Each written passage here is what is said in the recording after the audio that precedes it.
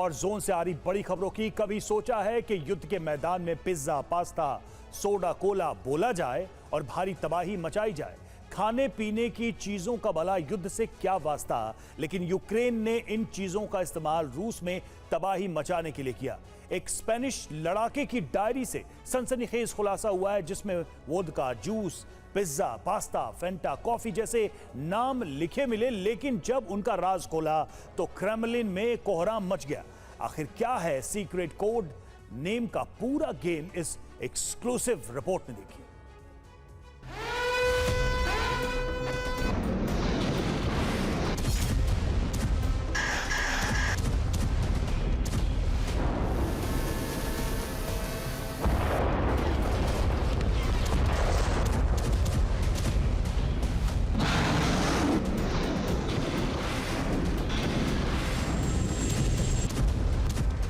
पिछले कुछ वक्त में यूक्रेन ने रूस पर कई बड़े हमले किए हैं। इन हमलों की रूस को भनक तक नहीं लगी, बल्कि रूस की खुफिया एजेंसी भी फेल हो गई।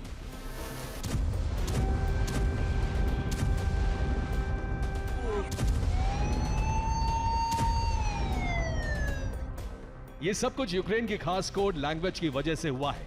यूक्रेन ने सीक्रेट कॉल साइन अपनाकर रूसी सेना की आंखों में धूल झोंक दी।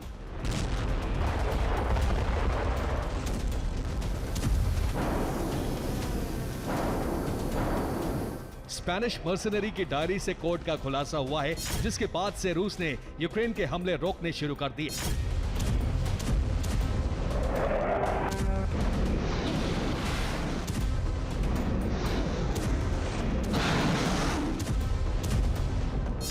अब जरा उन कोड के बारे में जान लीजिए जिन्हें यूक्रेनी सेना रेडियो कम्युनिकेशन के लिए इस्तेमाल करती थी, और उनका मतलब क्या था वो समझिए। वोदका यानी इन्फेंट्री, सोडा यानी एविएशन, फैंटा यानी आर्टिलरी, पिज्जा यानी ड्रोन, जूस यानी स्नाइपर, कॉफी यानी मशीन गन, पास्ता यानी ग्रेनेड लॉन्चर, कोला यानी हेवी आर्टिलरी।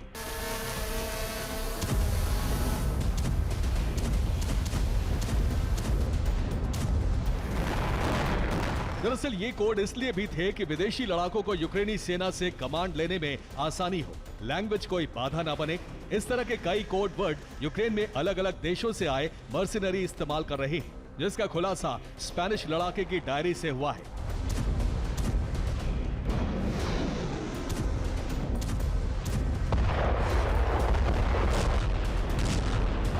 इस तरह के कोड वर्ड और स्पेनिश मर्सिनरी की डायरी मिलने के बाद रूस का दावा सही साबित हो रहा है कि यूक्रेन की धरती पर विदेशी लड़ाके युद्ध में उतर चुके हैं।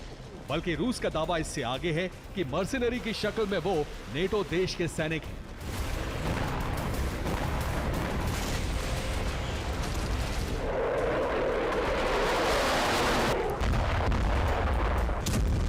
अगर रूस का दावा सही है तो रूस अब नेटो देशों पर हमला कर सकता है, क्योंकि वो कह चुका है कि अगर नेटो सैनिक यूक्रेन में युद्ध के लिए पहुंचे तो रूस को नेटो देशों पर हमले का अधिकार मिल जाएगा।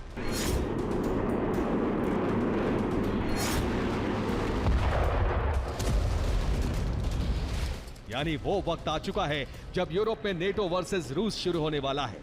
इसका मतलब तीसरे विश्व युद्ध की दस्तक तो नहीं।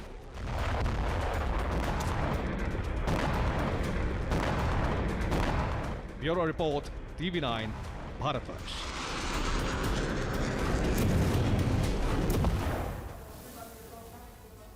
वैसे एक तरफ यूक्रेन जंग की लपटों से झुलस रहा है, वहीं दूसरी तरफ ज़ेलेंस्की की कुर्सी पर आंच आ रखी है। आपको बता दें, दावा तो किया जा रहा है कि यूक्रेन की हार के साथ ही ज़ेलेंस्की सरेंडर करने को भी मजबूर हो सकते हैं।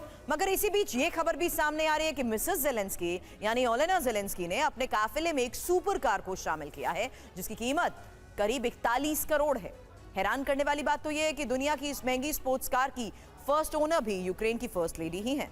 आखिर क्या है दावे की सच्चाई, इस रिपोर्ट में देखिए। ओलेना ज़ेलेंस्का जो न सिर्फ यूक्रेन की फर्स्ट लेडी हैं, अगर इसके साथ साथ ओलेना को लेकर दावा किया जाता है कि वो पर्दे के पीछे रहकर युद्ध से जुड़ी तमाम रणनीतियां बनाती हैं।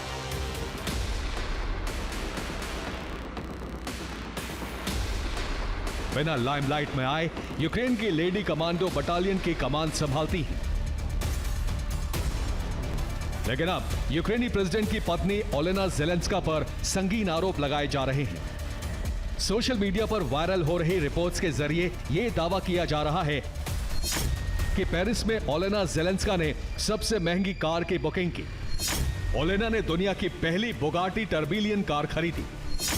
एक बुगाटी टर्बिलियन की कीमत करीब 41 करोड़ रुपए है। दावा है कि कंपनी सिर्फ 250 बुगाटी टर्बिलियन कार बनाएगी।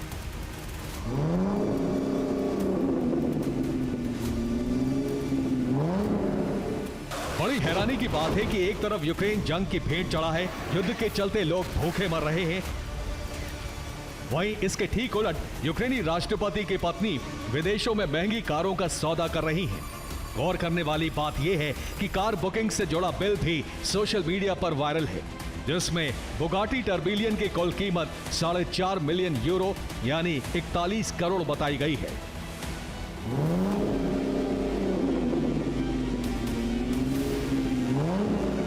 इतना ही नहीं, सोशल मीडिया पर कुछ वीडियो भी वायरल हो रहे हैं, जिसमें एक शख्स खुद को पेरिस की बुगाटी डीलरशिप का कर्मचारी बता रहा है और ये दावा कर रहा है कि यूक्रेनी प्रेसिडेंट की पत्नी ओलेना ने दुनिया की पहली स्पोर्ट्स कार को अपने काफिले में शामिल कर लिया। तो क्या ओलेना ज़ेलेंस्का ने हथियारों के लिए दिए गए पैसे से कार का सौदा किया? क्या यूक्रेनी प्रेसिडेंट की पत्नी ने जंग के दौरान बड़ा भ्रष्टाचार किया?